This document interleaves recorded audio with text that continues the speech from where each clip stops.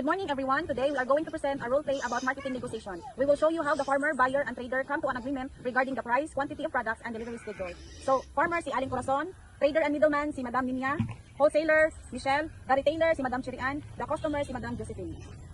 Scene 1 sa uma. Nag-ani sila Aling Cor ug daghan kayong abot sa ilang ani nga bell pepper ug lain-lain utanon. Samtang sila Aling Cor nagkahulay nagtan-aw sa mga gulay ug siga miingon.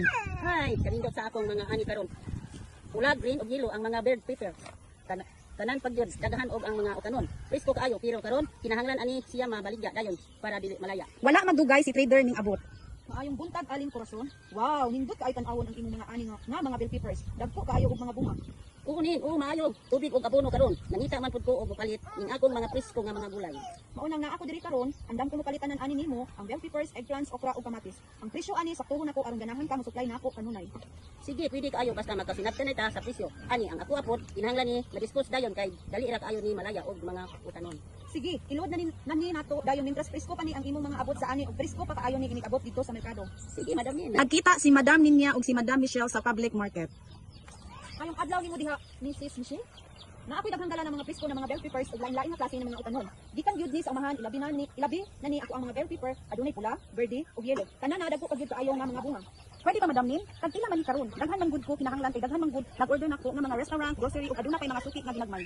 Pwede kaayo Madam Michelle. Sa presyo da Michelle, kasama gihapon sa una nga nasabutan nato kay daghan man kag kuhaon. Hatagan tika og maayong presyo. Mao ni ang advantage sa ako ang mga produkto nga gihatod nimo. Dagko og presko pagyud kaayo kay gikan gyud ni sa uma.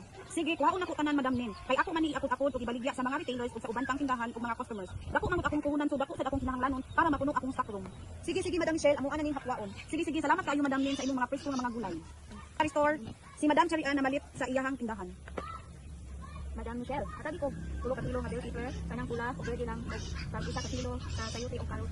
Ngano gamay ra man ni imong gipalit karon Madam Charian? Kasagaran na imong paliton diri kay daghan man. Gamay ra akong kukunan karon Madam Michelle. Ug ang ako ang customer mga silingan ra nahimutang namalihog ginagmay ra pud ni ilang paliton para sa ilang mga baonon. Para ang uban tagsa ra ang presyo ang paliton samot na sa bell pepper. Kini akong pili para isa kilo. Ipalit sa imuha karon ako asad ni bahinon o ginagmay para ibaligya nako para ibaligya nila o ginagmay sa aron po maka ginansya ko pangalan ginagmay sa kanunay. Sige, naka-stock para karon ni adlaw. Salamat kayo Madam Cherian, balik-balik kanunay diri. Salamat sa Madam Michelle, mauli nako.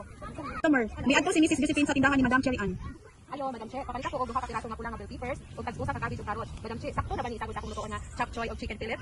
Oo, sakto na siya kalami sa imong lutoon Madam Jo. Ug iala Madam Jo, ang imong gipalit Facebook ayo ni pag-ulang na nabalagitan sa merkado, Facebook lang tawo ug salamat Madam Cherian. Sakto kayo ni handa para sa among ang kanihapon. Unya, muli nako. Ug karon atong nasaksihan ang panghitabo sa pag-uma aron kita makakaon og presko ug sustansya nga utanon. Aduna kitay farmer. Ang nagdumala sa pag-uma ang nagtanom og kalidad ug presko nga mga produkto aron adunay masupply ngadto sa wholesaler ug uban pa. Para kita makaluto og presko ug sustansyado nga mga utanon. Kung wala siya, wala tay mabaligya ug wala tay makaon nga mga presko nga mga utanon.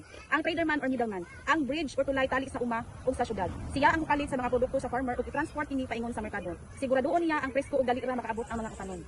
Ang wholesaler, siya usab ang namalit og ginaghan o bulk gikan sa trader. Dako iyang puhunan og lugar. Iya usab ibaligya ang mga klaseng produkto ngadto sa mga retailers o sa uban pa niyang mga customers. Ang retailer, siya ang atong makita sa merkado o sari-sari store. Namalit siya og ginaghan sa wholesaler aron nakabaligya siya kini o piraso ngadto sa mga lain-lain nga klase nga mga customers. Para kini accessible og sayon paliton sa mga tawo sama kanato para sa adlaw-adlaw nga lutuonon. Busa ang farmer, trader, wholesaler ug retailer magtinabangay aron adunay presko nga lain-lain nga klase nga utanon ug lamas sama sa bell pepper, kamatis, okra, carrots, cabbage ug uban pa. Daghang salamat, God bless.